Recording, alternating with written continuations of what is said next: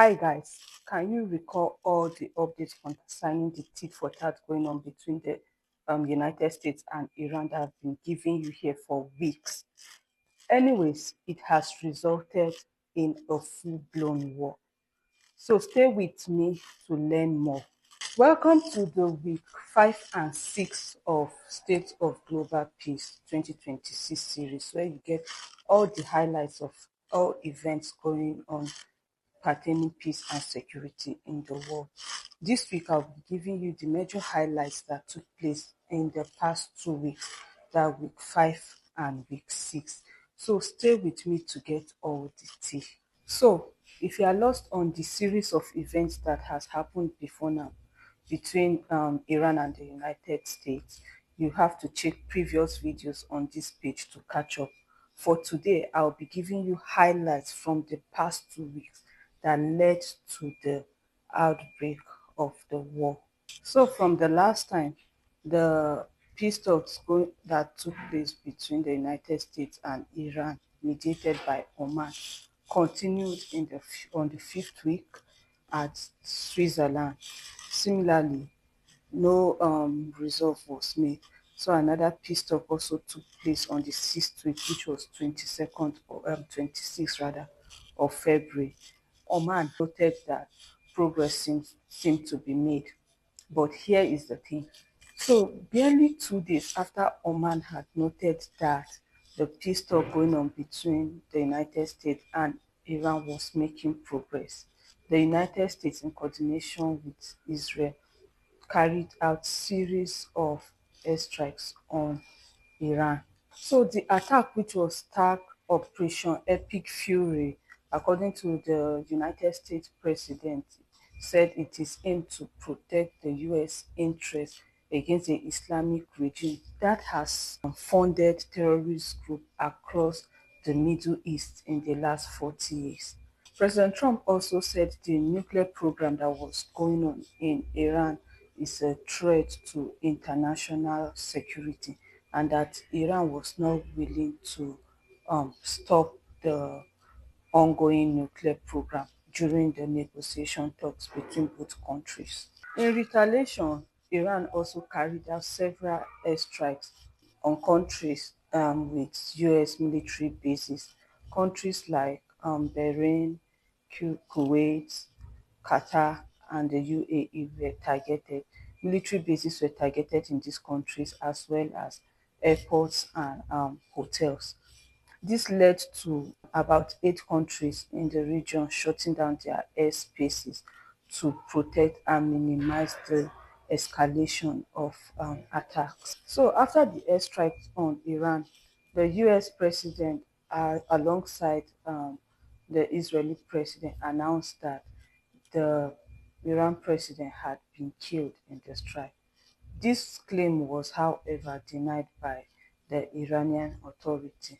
However, later in the day, the Iranian authority announced that the Iranian leader, Sheikh Ayatollah Ali Khamenei, had actually died as a result of the airstrikes in the country. Sheikh Ayatollah Ali Khamenei is the was the leader of Iran and the head of the Islamic regime, positions he has occupied for the last 40 years until his death this week. Still on war, another war broke out between Pakistan and Afghanistan within the week.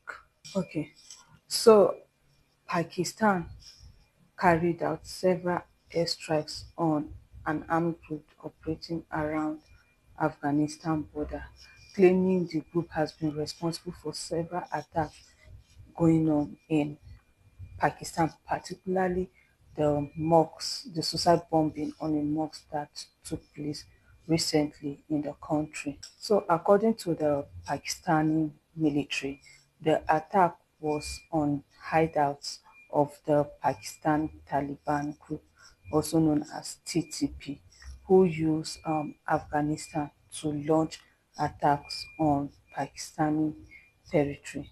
However, the um, Taliban government in Afghanistan denied that its territory was being used by the Pakistani Taliban group, to launch attacks against Pakistan.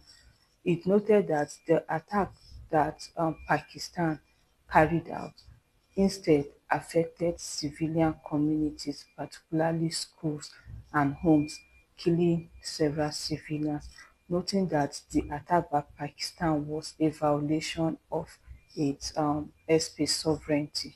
This has led to several tit-for-tat attacks between both countries, using drones and other military hardware to attack each other, particularly at the border region between both countries. Both countries have reported several casualties. Pakistan has reported that 12 of its soldiers have been killed during these attacks, while the Taliban government in Afghanistan reported that 13 of its fighters so far have been killed in these attacks. Now, moving on to the ongoing Ukraine-Russian war. So, the third round of the ongoing peace talks between Russia and Ukraine that is being mediated by the United States continued in Switzerland within the week. So, despite the ongoing peace talks, both hostility still continues between both parties, with both sides accusing each other of dozens of drone attacks. Several attacks were reported within this fifth and sixth week, leading to the deaths of civilians and the injuries of many more. In another turn of events, Hungary and Slovakia has threatened to cut off power supply to Ukraine. Hungary and Slovakia, who are both neighboring countries to Ukraine, threatened to cut off its power supply to the country. This is because of the um, cutting off of power oil supply from Russia through Ukraine to both countries. So Ukraine is the transit route for oil supply from Russia to Hungary and Slovakia. However, a drone attack on the oil transit resulted in the disruption of oil supply, resulting in both countries blaming Ukraine for the attack, a claim that Ukraine has denied, accusing Russia for the drone attack on the oil transit route to Hungary and Slovakia. If you are wondering why both countries are threatening to cut off Ukraine power supply, it's because Ukraine has been depending on both countries for power supply due to the ongoing war between Ukraine and Russia that has resulted in the destruction of most Ukraine power grids. Still on Ukraine, a terrorist attack took place in Ukraine territory during this period.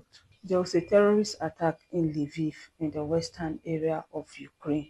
The attack, which was a bomb explosion, took place after an emergency call was sent to the police about the intrusion of a store. On reporting on site by the security forces, the first bomb exploded. Meanwhile, while the second crew reported, the second bomb explosion also took place. So the terrorist attack led to the death of a policewoman and several others were injured.